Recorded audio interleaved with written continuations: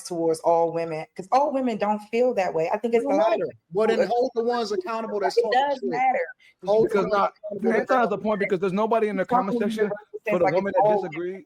And it's not all women. And it's But a he has lot a of point. that. He has a No, I'm just saying, it's a lot of women that agree with Felicia Rashad. Like that was one person. Well, then hold her it's a opinion bunch of that them. she did not agree. They're not gonna go into another person that doesn't agree with Felicia. They're not gonna be in the comment section and tell her she's crazy. They're gonna It's a bunch of them that was going against her. You can't I go think it opens a broader conversation. It's called the sisterhood. Even the women who agree with Felicia Rashad usually get scared of, saying what she's saying is right, because they have friends who don't like what Felicia Rashad said, and they don't want to be called pick-me's as well. So they have friends who are in the sisterhood. So what they do is they also just keep quiet. So the ones with the loudest voices are the ones who are usually calling people names every time they try to hold them accountable. I think it opens a broader conversation outside of if she's a whore not dressing that way or not. The fact is, there's a lot of trauma, right? You see a lot of women now screaming more than ever that they don't need men, but at the same time, simultaneously, they're dressing more naked than ever. Now we know this isn't true, that they don't actually need men, because we need each other. So underlying, there's this emptiness and this trauma, which is why they're saying that. But the biggest problem in the conversation I'm talking about is women are more comfortable being naked than vulnerable, because vulnerable means honesty. It means being open about how you truly feel. Let the man know you're right. Whoa. So you mean they'll be butt naked, but still won't be vulnerable. Is right. Let me tell you something, y'all. I am a wife coach. It's what I do for a profession. Me too. I help women. Excuse me. I help women cultivate wife-like mindsets when they're trying to attract marriage-minded men. And what I see with most of my clients is they lack self-esteem based off of their trauma. They can't heal. They don't know how to heal. And so when you try to give them instruction on how to heal, it's always met with resistance. It's always met with backlash or some type of prerequisite in their mind to tell them like, no, I need to do this. I'm valuable this way.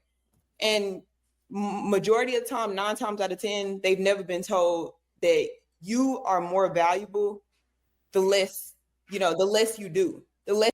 Yeah, the reason they've never heard of that is because most of us didn't grow up with fathers. And even our fathers didn't grow up with their fathers.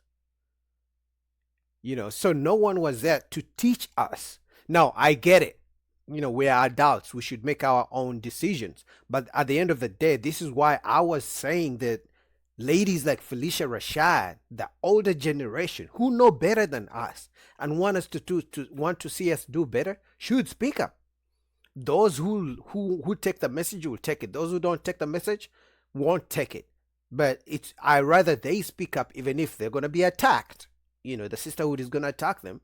But I rather they speak up and give us game. And those who take it will take it. And that could be a better chance for helping shaping the community and changing it. Otherwise, we are all, it's getting worse. And we all know if in a community where men are separate and women are separate, things just fall apart. Unless you contribute to what the general population of younger women are doing. And I think it makes them have FOMO. It makes them have a fear of being left out, not being liked, not being accepted. But I would agree with everything you said. It's a rebellious act. And I think the women that call her pick me are just women that they can't articulate very well their defense on why they want to be so rebellious in the first place. Their rebellion is their form of control.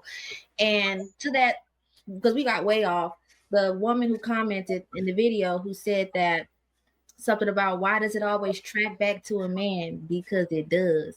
No matter how much these women say they don't need a man or want one. Come on, Daylon, tell them. Yeah. We the girls. We the one getting a phone call 2:00 in the morning, hearing the police sirens in the background. Girl, what didn't happen again? You do want these men, but it's easy to reject what you cannot get. And they know that men that they want do not find anything attractive about being loose. If you want to be loose, they just don't want to accept the consequences that come with it, you know. So I don't think how they is a representation of their character. It's not so much of what you are, who you are. It's well, look how you present yourself. You wouldn't want your man coming out looking like a dirty pookie. So why would you come outside looking like, you know? But you can't conflate that though. I mean, you still on point. They just go to a lot of times it's how they perceive their value, which is why they're naked. Let's just say what it is, man. The nature of a woman is terrible. We don't have a benevolent society of women. Okay, women don't police up women because of this reason. Yes, listen, no, y'all don't. Y'all enable the most bad behavior ever. Y'all enable the worst behavior. You get on your face. Remember, Q, when I told you about that? Remember? Women don't police up women.